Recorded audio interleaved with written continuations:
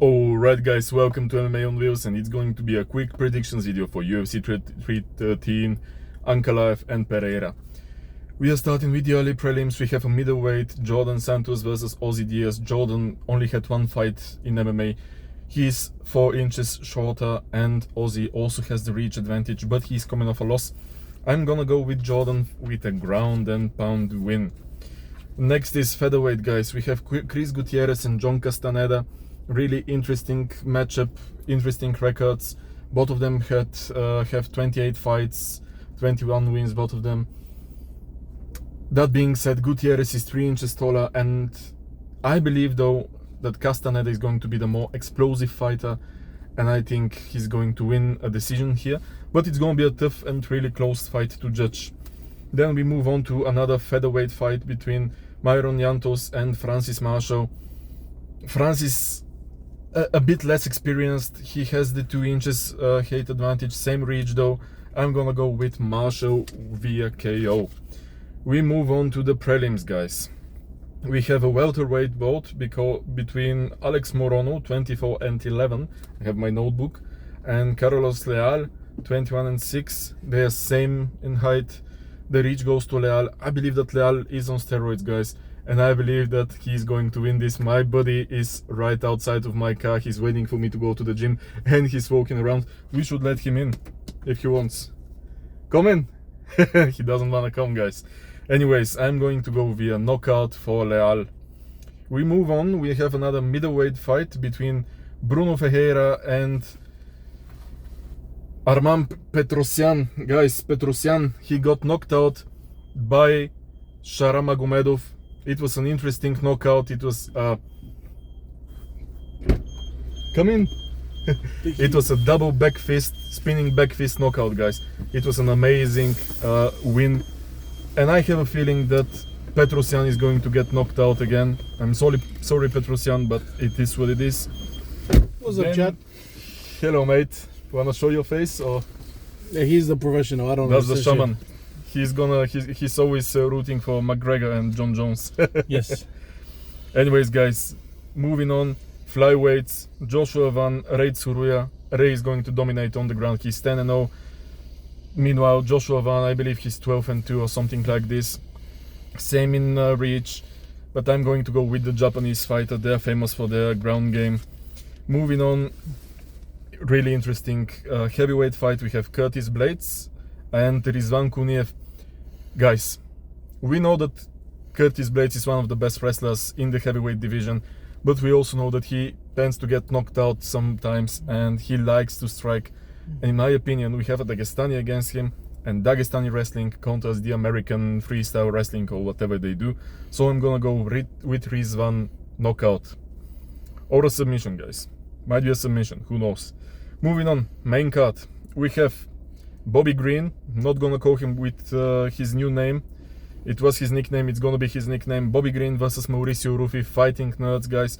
They have been on a roll, knocking people out, submitting people, beating up people.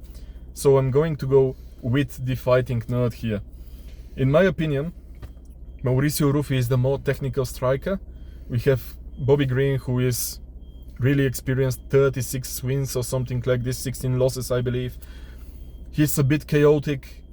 He really likes to leave his chin open, and I believe this is where Mauricio Ruffi is gonna get him with some McGregor-esque kick, and then following up with a left hand, and he's gonna knock him out, unless he gets cocky and then Bobby Green knocks him out. But I'm gonna go with Mauricio Ruffi, guys.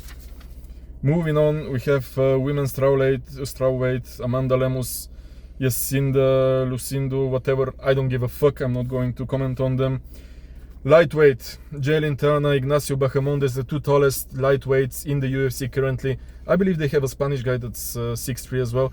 Anyways, guys, it's a really interesting fight. We have 2 strikers, both of them really long limbs, and they can pull off some really crazy submissions with those.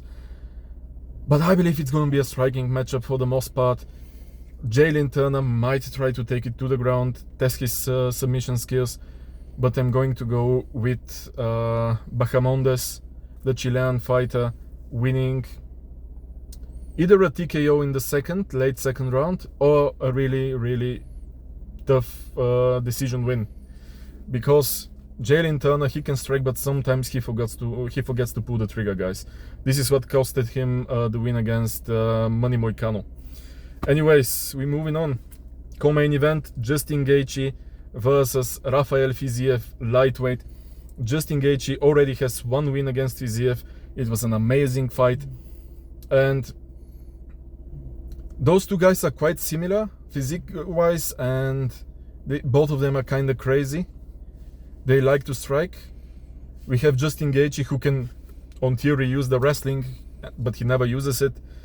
And what's interesting here is that Rafael Fiziev is the actual favorite in this fight, with -162 according to the UFC website. Why is that? I'm not really sure. Maybe because Justin Gaethje got knocked out by Max Holloway in his last fight, and it was a brutal fight. He got beaten up, he got knocked out in the last 10 seconds. Maybe this is the reason why, guys. I'm not really sure. But in my opinion, this fight is also going to go to the favorite. It's going to go to Rafa Fiziev, looking like a Viking, looking like Ragnar. He's going to go out there. He's going to be wild. Justin Gaethje might also be wild. We're going to see his trainer smiling, whether it's a win or a loss. But I'm going to go with Rafa Fiziev. Guys, moving on. Last fight of the card. Alex Pereira, POATAN versus the Dagestani Magomed Ankalaev. 12 wins, 2 losses for Alex Pereira. 20 wins, 1 loss, 1 draw for Ankalaev. This draw was against Jan Blachowicz when he tried to get the title the first time. He wasn't lucky enough. Maybe he wasn't good enough. Guys, we have Alex Pereira here. Of course, he's going to have the reach advantage. Of course, he's going to have the weight advantage. I believe he's a lot bigger than Magomed Ankalaev, as you probably all saw during the weigh-ins and the face-offs. Guys, this is a really good fight in my opinion, because everyone is saying that Alex Pereira hasn't fought a wrestler or a Sambo guy, a Dagestani in general, and they all say that he's going to struggle against him. Let's not forget, he has a Brazilian Jiu-Jitsu black belt, and he has been wrestling a lot. He has been grappling with Glover Teixeira, who was really dangerous on the ground a couple of years ago when he competed. He has Plinio with him. Guys, I have a feeling that Alex Pereira is actually going to submit Magomed Ankalaev. If you watched Alex Pereira's last videos on his channel, it's a lot of wrestling, a lot of grappling, a lot of submissions, and we have seen him go for the guillotine near the cage, when near the walls of the cage, when he's being pushed by his opponents. For example, it was that Greek guy he fought in his first UFC fight. Yeah, guys, Magomed has the option to knock him out. Magomed is a good counter striker, but I'm gonna go with Pereira. Third or fourth round submission. Alex can always knock out Magomed, but I think he wants to submit him. Alex wants to take this fight to the ground, in my opinion.